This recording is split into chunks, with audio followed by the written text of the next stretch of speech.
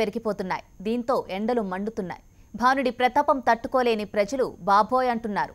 ఉమ్మడి వరంగల్ జిల్లాలో ఎండ తీవ్రతపై మరింత సమాచారం మా ప్రతినిధి ప్రశాంత్ అందిస్తారు. భానుడి తాపానికి జనం విలవిలలాడుతున్నారు.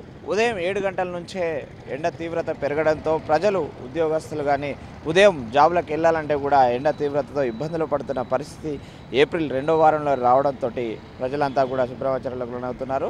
ఇప్పటికే మనం చూసుకుంటే ఉదయం 8 గంటల నుంచే 35కు పైగా సెల్సియస్ డిగ్రీస్ ఉష్ణోగ్రతలు నమోదవడంతో ఉద్యోగస్తులు కావచ్చు, విద్యార్థులు కావచ్చు బయటికి వెళ్ళాలంటే కూడా జంకుతున్న పరిస్థితి కనిపిస్తున్న వైనం. ఎక్కడ చూసినా ఉదయం 10 గంటల నుంచే రోడ్లన్నీ కూడా నిర్మానుష్యంగా మారుతున్న పరిస్థితి ఉమ్మడి వరంగల్ జిల్లా వ్యాప్తంగా కనిపిస్తుంది. ఉమ్మడి వరంగల్ జిల్లాలో ఉన్నటువంటి అన్ని ప్రధాన నగరాలన్నీ కూడా ఈ ఎండ తీవ్రతతో ఇబ్బందులు పడుతున్న వైనమే కనిపిస్తుంది. ముఖ్యంగా వరంగల్ గ్రేటర్ వరంగల్ నగరంలోని కాజీపేట, వరంగల్, హన్మకొండతో పాటు ముఖ్య నగరాలైనటువంటి జయశంకర్ భూపాలపల్లి జిల్లా భూపాలపల్లి హెడ్ క్వార్టర్ సింగరేణి ప్రాంతం అయితే ఇంకా భానుడి తాపానికి విలవిలలాడుతున్న పరిస్థితి కనిపిస్తుంది అనేది అక్కడ జనం చెప్తున్నమాట. చెప్పండి అమ్మా, ఎండ తీవ్రత ఎలా ఉంది?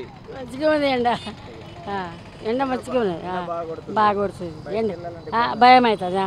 వృద్ధులు కావచ్చు, చిన్నపిల్లలను ఎండ తీవ్రత నుంచి కాపాడుకోవడానికి కొన్ని ప్రికాషన్స్ మస్ట్గా తీసుకోవాలని చెప్పేసి డాక్టర్లు చెప్తున్న పరిస్థితి కనిపిస్తుంది. చిన్నపిల్లలు అయితే ఖచ్చితంగా ఎండ వేడి నుంచి తట్టుకోవడానికి ఖచ్చితంగా కూల్ కాటన్ క్లాత్లు పర్యవేక్షణలో తీసుకెళ్లాల్సి ఉంటుందని, మధ్యాహ్నం సమయంలో అత్యవసరమైతే తప్ప బయటికి వెళ్ళకూడదని చెప్పేసి డాక్టర్లు చెప్తున్న పరిస్థితి కనిపిస్తుంది. ప్రతిరోజు కూడా బాడీలో వాటర్ డ్రై కాకుండా ప్రతిరోజు కూడా 5 లీటర్లకు పైగా మంచినీళ్ళను, శుద్ధి నీటిని తీసుకోవాలని చెప్పేసి డాక్టర్లు సలహాలు పాటిస్తున్న పరిస్థితి మనకు కనిపిస్తుంది. కెమెరామెన్ రామరాజుతో ప్రశాంత్, HM టీవీ వరంగల్.